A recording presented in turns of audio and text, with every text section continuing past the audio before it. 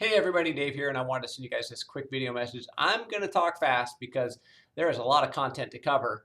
I just finished grading the nutrition papers, which for the most part were outstanding. It really was a lot of reading. Many of you submitted well over 5 pages, and how can you not? I mean, some of those questions are so thought-provoking. I would say most of the papers were at least 5 pages, and some of them were 6 and 7.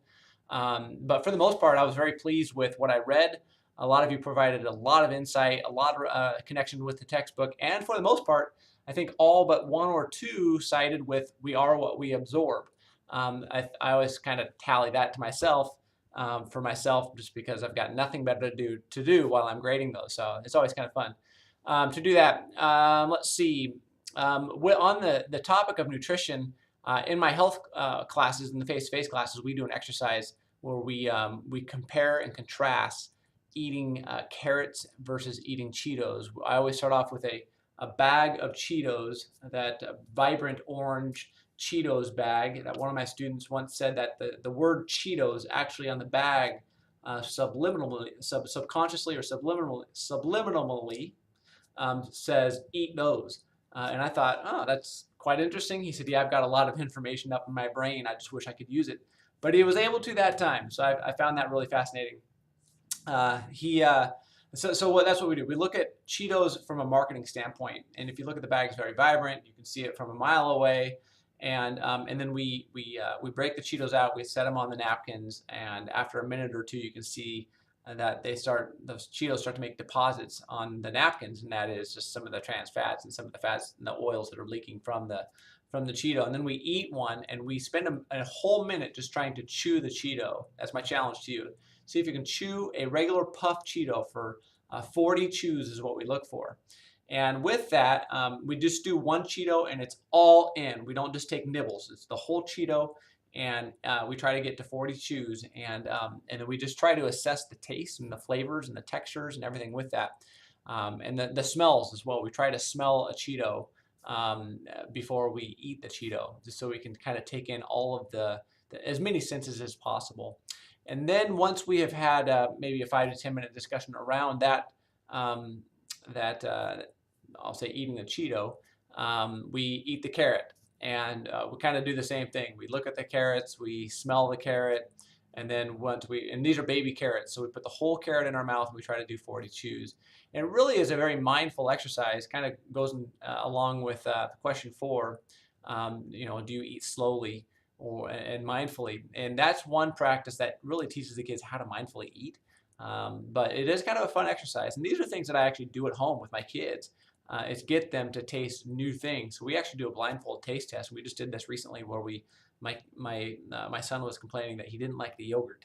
And I said, well, how do you know if you've never tried it? And but he's also 10 or 11, So as he's complaining, I went ahead and played the game. We blindfolded him. He was having fun by this time, and so we broke out three different flavors of yogurt. And he tried them all and didn't necessarily hate it, so it wasn't terrible, I'll say.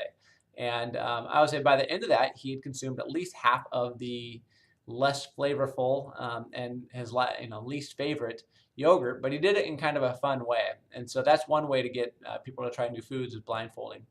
And having fun with it, not necessarily even blindfolding, just having fun with it. The next topic is we are in the week of wellness, feeling, and thinking, and which is a really fun discussion. And in class, we do something called What Brings You Joy, and that exercise is just phenomenal. What we do is we team people up into pairs, and if I have an odd party, then I'll just have I'll likely jump in and do the activity with them. But usually I get pretty lucky and we can do pairs. And so we sit knee to knee. And so if I'm literally, there's nothing that is in between us. It is knee to knee exercise. And at home, you could, I'll say, make it less formal if you want to do this with your children or with a spouse or a sibling or a parent. Sit knee to knee, shoulder to shoulder, and you're going to write down. So I would have a pen and paper, and I would write down their responses. And what I ask for 3 to 4 continuous minutes, I'm just going to ask, what brings you joy? And I want a one-word answer, a one-word response from the person that's answering the question. So I say, what brings you joy? And they may say something like reading. and then I'll write down reading. I'll say, what brings you joy? And then I'll say, uh, peacefulness, and then I'll write that down. I'll say, what brings you joy? Baking, what brings you joy? Driving, what brings you joy? My friends, what brings you joy? My brothers, whatever it may be. And the idea is there's no judgment involved. It's merely just question, answer, question, answer, question, answer. And you're doing that for 3 to 4 minutes. In class, we do it for 4 minutes, but at home, I just say, just do it for 3 or 4. And it doesn't have to be that formal, but once you, the reason why I like to kind of have that formal setting is because after a minute or two, you have to really kind of start thinking deeper about what it is you're willing to share.